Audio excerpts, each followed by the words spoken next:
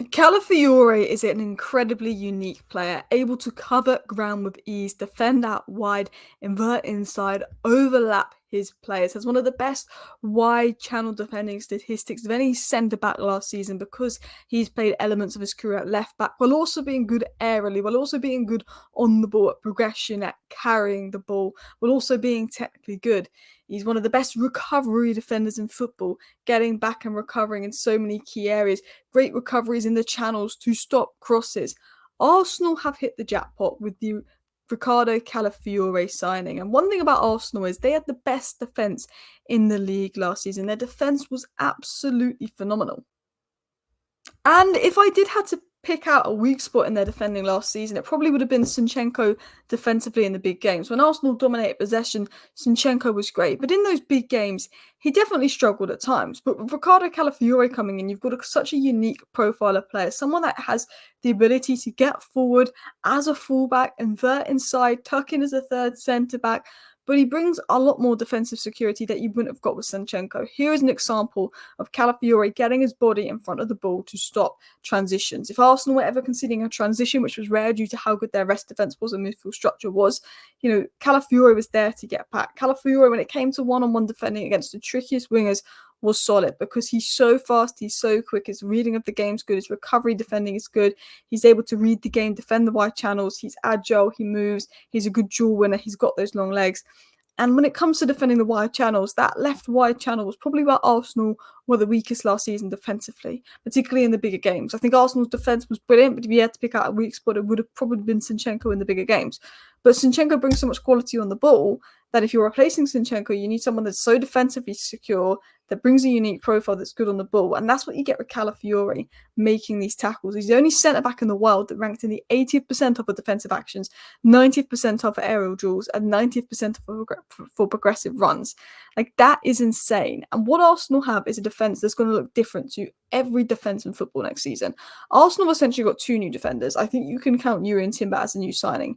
Jurrien Timber and Calafiori could be right back and left back for Arsenal next season, despite them both being centre-backs. So Arsenal might be the first sort of proper team of football to almost be playing these centre-back, full-back hybrids in their back line. And it's going to provide a different kind of defensive structure. And Calafiori is a player that's different to any player in the world because he can play left-back, he can play left centre-back. There's a couple hybrids out there.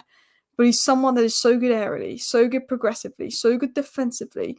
He provides a new level of defensive security while also being able to get forward, overlap, underlap, and carry the ball and be one of the best progressive runners in football. He's got the physical and technical attributes needed, and he allows Arteta so much tactical versatility. Same with Jurrien Timber. He could invert into midfield, he could overlap, he could tuck in as a third centre-back if they want to go to a back three. He can change how Arsenal build up. And Riccardo Calafiori is a defender, but actually he's going to have a crazy amount of impact on Arsenal going forward, as could Jurrien Timber. Now, if you would compare Calafiori to obviously Kiwior, who was the last defender they signed from the ECILA that was a hybrid type left-footed player, you can see that Calafiori in his season with Bologna was all-round statistically a lot better than Kiwior and is already younger than Kiwior and an upgrade there. You look at progressive carries, 91st percentile, aerials, 90th percentile, defensive actions, 87th percentile, forward passes, 84th percentile. While it's hard to measure a defender on statistics because it depends for the team they play for, you know that he's good at dual winning, you know that he's a good carrier, you know that he can complete the ball forward, and you know that he's defensively strong. So let's break down Calafiori and why this is the perfect signing for Arsenal, and break down what you need to know about Calafiori. So let's talk about his defensive attributes. I think first of all, he's calm. Whether he's on the ball, whether he's off the ball, he's very calm. He doesn't panic. He's not over aggressive. He's not rash. He's composed, he's confident, and when he's on the ball, he can help set the tempo and direct play from the back. He's very comfortable in build-up. He can allow Arsenal to do multiple build-ups from a 2-4 to a 3-1-6 to a 4-2. He can allow Arsenal to do many things. He can play centre-back. I presumably believe he's going to play left-back for Arsenal. When they wanted to sign Alessandro Martinez, they wanted him as a left-back, but he was a centre-back. Calafiori, like Lecce, will probably play left-back for Arsenal, but elements of games at centre-backs if something happens to Gabriel.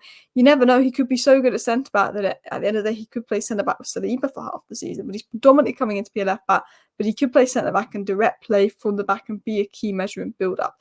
He maintains possession under pressure, and he's very hard to dispossess. His confidence, his composure on the ball is good. His ability to read the game and anticipate passes, again, is really good. He can read the game. He's very good at intercepting. but it's aerial dominance he brings.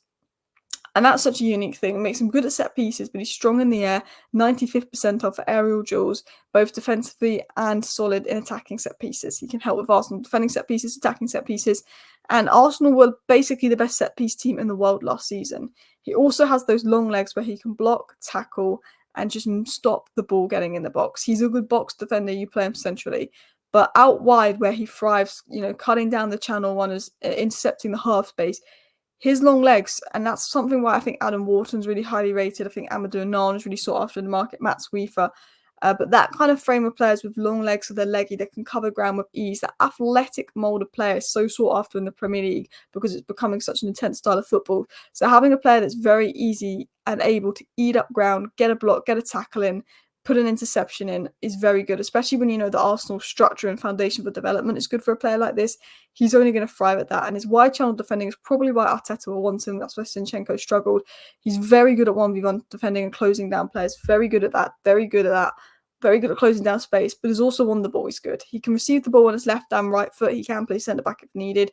And when in possession, he likes to play vertical passes. He can break lines. He's a very good long passer, very good short passer, can switch the play, can do those diagonal passes to switch the play from left back, left centre back over to Saka potentially, or Ben White, or whoever's playing at right back could be Timber. He's very good at switching the play. When he gets the ball, he can do those quick 1-2s to just play the ball quickly and move it quickly. He can play those line-breaking passes to progress play, but there's also those switches and his ability to create and get past the passing lanes, which is good.